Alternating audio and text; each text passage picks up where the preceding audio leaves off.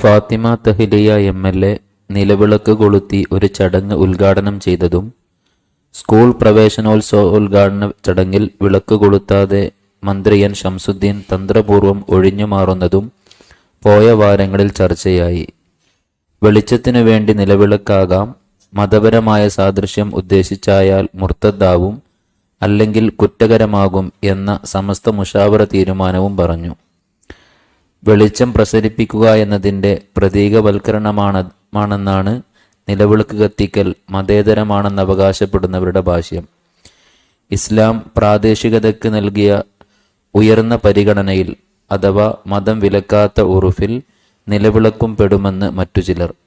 ഒരു സമഗ്ര പ്രതികരണം നൽകാമോ? നൽകാം.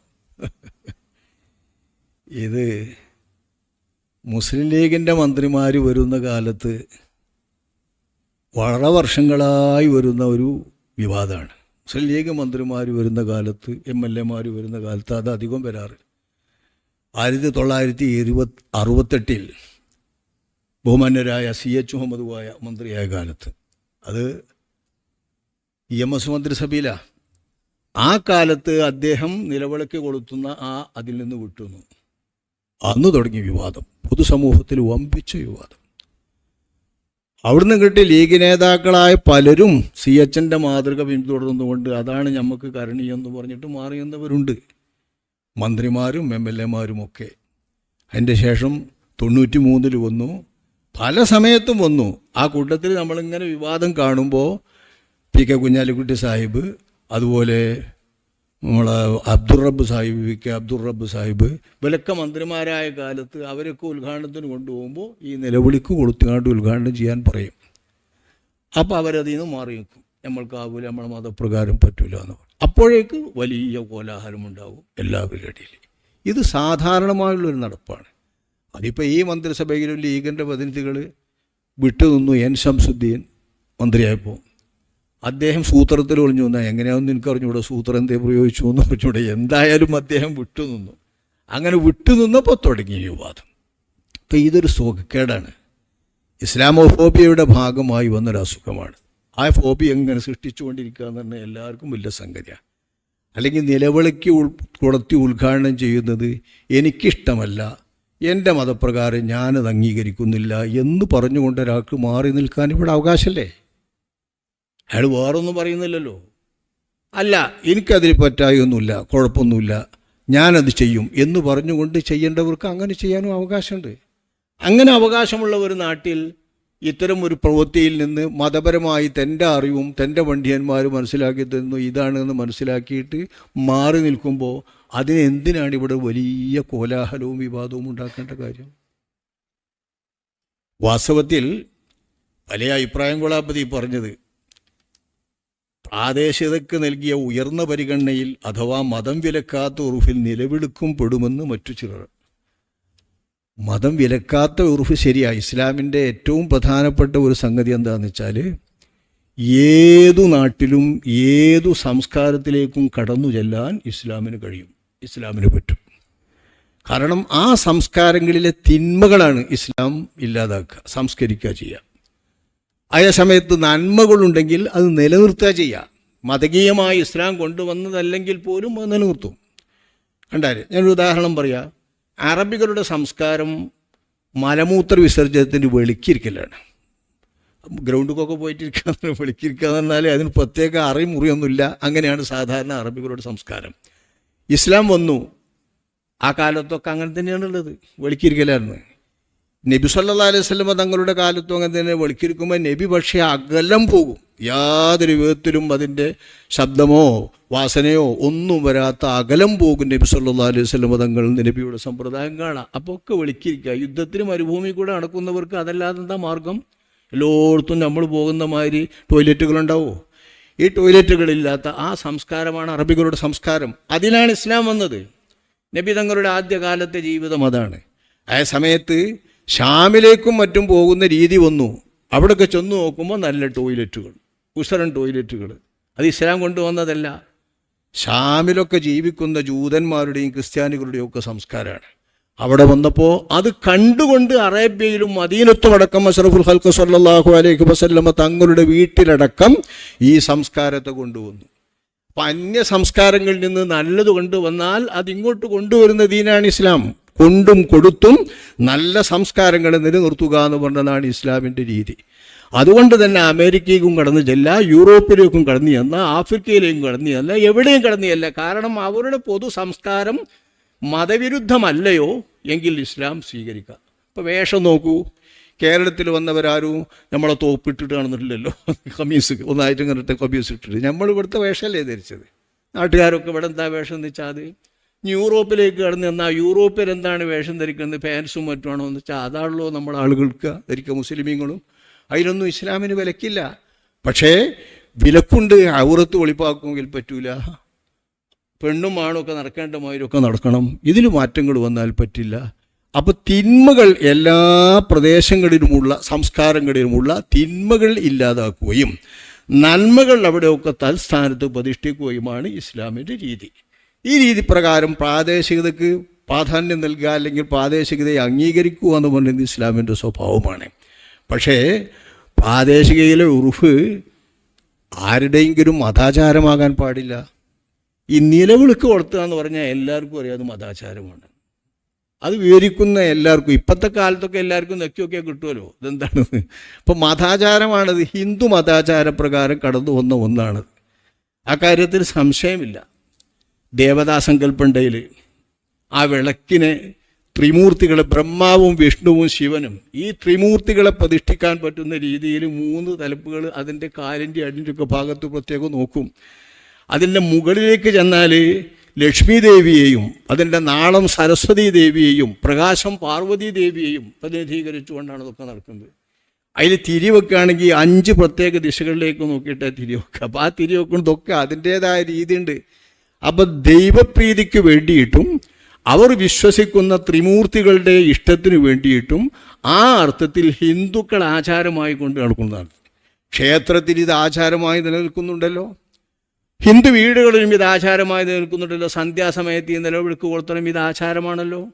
അപ്പം മതാചാരമാണിത്, വാസ്തവത്തിൽ ഹിന്ദു ആചാരമാണിത്. ഹിന്ദു മതാചാരപ്രകാരം വരുന്ന ഈ ഒരു സംഗതി കേരളത്തിൻ്റെ സാംസ്കാരിക ആചാരമായി എന്ന് പറയാം.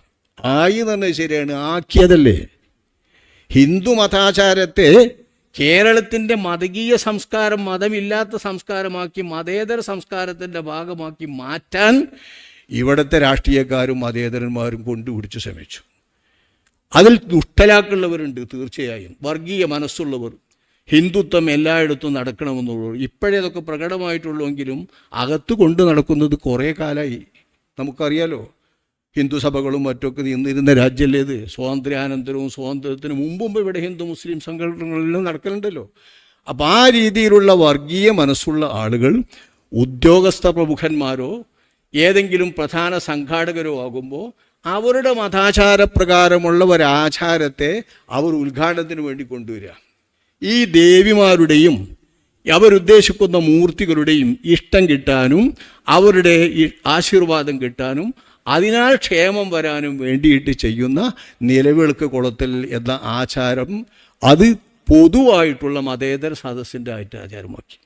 ഇത് 1968 ബഹുമാന്യനായ മർഹൂം CH മുഹമ്മദ് കോയ മുഹമ്മദ് കോയ സാഹിബ് ഇതിനെ ഇല്ലാതാക്കിയപ്പോൾ അദ്ദേഹം അതിൽ നിന്ന് ഒട്ട് നിന്നപ്പം വിവാദം പൊന്തി വന്നപ്പോൾ അന്നത്തെ മുഖ്യമന്ത്രി സഖാവി EMS നമ്പൂതിരിപ്പാട് വ്യക്തമാക്കിയിട്ടുണ്ട്, ഇത് ഹിന്ദു ആചാര, പൊതു കാര്യങ്ങളൊന്നും ഹിന്ദു ആചാരം കൊണ്ടുവരാൻ പാടില്ല. നമ്മുടെ മുൻ മുഖ്യമന്ത്രി പിണറായി വിജയൻ ഇത് പറഞ്ഞിട്ടുണ്ട്, ഇത് മതാചാരമാണ്, പൊതുവായിട്ടുള്ള കാര്യങ്ങൾക്കൊന്നും ഇത് കൊണ്ടുവരാൻ പാടില്ല. അങ്ങനെ പ്രഗത്ഭന്മാരെല്ലാം ഇത് പറഞ്ഞിട്ടുണ്ട്. ഒരു മതാചാരമായിട്ട് വന്നത് മതേതര സംസ്കാരത്തിൻ്റെ ഭാഗമാക്കി കൊണ്ടുവന്നുകൊണ്ട് ഞങ്ങളെ കൊണ്ടൊക്കെ ചെയ്യിക്കരുത്. ഓലൊക്കെ ചെയ്യും, പക്ഷേ മതവിലക്കൊന്നുമില്ലല്ലോ. മതകീയ സമൂഹത്തെ മാനിക്കേണ്ടതുള്ളത് കൊണ്ട് ഓലൊക്കെ ചെയ്യും സംഗതി. അപ്പോൾ അവർ ചെയ്യുന്ന മാതിരി മുസ്ലിങ്ങൾക്ക് നിൽക്കാൻ പറ്റില്ല. മുസ്ലിമീങ്ങളെ സംബന്ധിച്ചിടത്തോളം മതകീയ ആചാരമാണെങ്കിൽ അത്തരം ആചാരങ്ങളിൽ അതിനെ ഇഷ്ടപ്പെട്ടുകൊണ്ടും ആ ആചാരത്തെ അംഗീകരിച്ചുകൊണ്ടും ആ ആചാരത്തോട് സദൃശപ്പെടലും ഉദ്ദേശിച്ചുകൊണ്ടാണെങ്കിൽ ഇസ്ലാം എന്ന് പുറത്തു പോകും. മതകീയ ആചാരമായിട്ട് വ്യക്തമായ പൂജാചാരമാണെങ്കിൽ ഇത് പൂജാചാരമാണ്, അമ്പലത്തിലെ പൂജാചാരമാണ്. അത്തരം ആചാരങ്ങൾ മൊത്തമായിട്ട് മുസ്ലിമീങ്ങളുടെയും അമുസ്ലിമീങ്ങളുടെയും ഒക്കെ പരിപാടികളിലേക്ക് കൊണ്ടുവന്നിട്ട് സാംസ്കാരിക ആചാരമാക്കി മാറ്റി. സൂത്രത്തിൽ ഇത് മാറ്റിയിട്ട് ഇതിന് രണ്ട് വശമുണ്ട്, മതകീയ ആചാരമാണ് സാംസ്കാരിക ആചാരവുമാണ് എന്ന് പറയുക. അപ്പോഴാണ് വെളിച്ചത്തിൻ്റെ പ്രാധാന്യം വീട്ടിലേക്ക് വരിക. വെളിച്ചത്തിൻ്റെ പ്രാധാന്യത്തിന് ഇതിനായി 5 ഭാഗത്തേക്ക് തിരിച്ചിട്ട് ഈ പ്രത്യേക മോഡലുള്ള നിലവിളക്ക് കൊണ്ടുണ്ട്. നമ്മളെ പള്ളിക്കൽ നിലവിളക്കുണ്ടല്ലോ, പൊന്നാനി പള്ളിയിൽ നിലവിളക്കുണ്ട്. ഈ മോഡലൊന്നും അതിലില്ല. ഈ കാലം വരെ വണ്ടൂർ പള്ളികളുണ്ടായിരുന്നു നിലവിളക്ക്. ഇപ്പം പിന്നെ പരിഷ്കരിച്ചതൊക്കെ പോകുമ്പോൾ ആ നിലവിളക്കുള്ള നിലവിളക്കാടുണ്ടായിരുന്നു കത്തിച്ചാൽ നല്ല സുഖമാണ്. നിലവിളക്കിൽ വെളിച്ചെണ്ണയാണ് പോരുക. വെളിച്ചെണ്ണ ഒഴിച്ചിട്ട് കത്തിക്കുമ്പോൾ പുകയും കറിയൊന്നും ഉണ്ടാവില്ല, മാറാല പിടിക്കില്ല. അതേ സാധനം കരിയൊന്നും പുറപ്പെടുക്കുക. വെളിച്ചെണ്ണ എണ്ണ ഒഴിച്ചിട്ടാളെ കത്തിക്കുക, ജെയ്ത്തെണ്ണ ഒഴിച്ച്. അപ്പോൾ ആ നിലക്ക് ഈ വിളക്ക് ഉപയോഗിക്കാറുണ്ട്. പൊന്നാനിപ്പള്ളിയിലെ വിളക്കുണ്ട്. നിലവിളക്ക് എന്ന് പറയുന്നത് നിലത്ത് വെക്കുന്ന വിളക്ക് എന്നാണ്, നിലത്ത് വെക്കുന്ന വിളക്ക്. അതേ സമയത്ത് ആചാരങ്ങൾ കൊണ്ടുവരുന്ന നിലവിളക്ക് അതല്ല. അത് പ്രത്യേക മോഡലിൽ, പ്രത്യേക ശൈലിയിൽ, പ്രത്യേക പൂജാരീതിയിൽ തന്നെ ചെയ്യുന്ന ഒരു ഇടപാടാണ് ഇവിടെ ഉദ്ഘാടന ശാസ്ത്രങ്ങൾ കൊണ്ടുവരുന്ന. സാംസ്കാരിക പേരിലായാലും മതാചാരം എന്ന ദുഷ്ടലാക്കോടെയാണെങ്കിലും ഇതിലൊക്കെ പ്രത്യേകമായ രീതിയുണ്ട്. ആ രീതിയിലുള്ള നിലവിളക്ക് ഒരിക്കലും വെളിച്ചത്തിനല്ല. അതുകൊണ്ട് തന്നെ വെളിച്ചത്തിന് ഇനി അങ്ങനത്തെ ഒരു വിളക്ക് നമുക്ക് കിട്ടിയാൽ വലിച്ചെറിയൊന്നും വേണ്ട.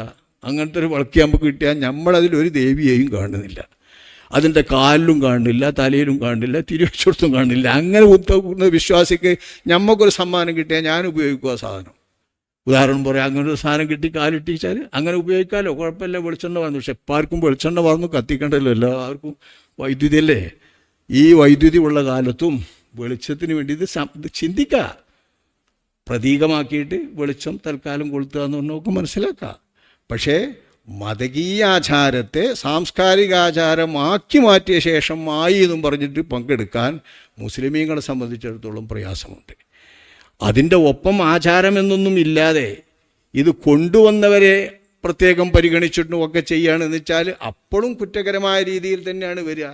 അതേ സമയത്ത് ഒന്നും ഉദ്ദേശിക്കാതെ, അത്തരം ഉദ്ദേശങ്ങളൊന്നും വരാതെ ഒരു നിലനിൽക്കുമ്പോൾ ഒരാൾ തിരി കത്തിച്ചു എന്ന് എഴുതിയിട്ട് അതുകൊണ്ട് അങ്ങനെ ഒന്നും വരാനുമില്ല. ഇതാണ് ഇത് സംബന്ധിച്ചുള്ള നമ്മുടെ ഫിഖ്ഹിൻ്റെ ഫത്വ. ഇമാം ഇബ്നു ഹജർ തങ്ങൾ അവർകൾ മതകീയ ആഘോഷങ്ങൾ, മതകീയ പ്രത്യേകമായ രൂപങ്ങളൊക്കെ കൂടുന്നതിനെപ്പറ്റി നൽകിയ ഫത്വയിലുള്ളത്.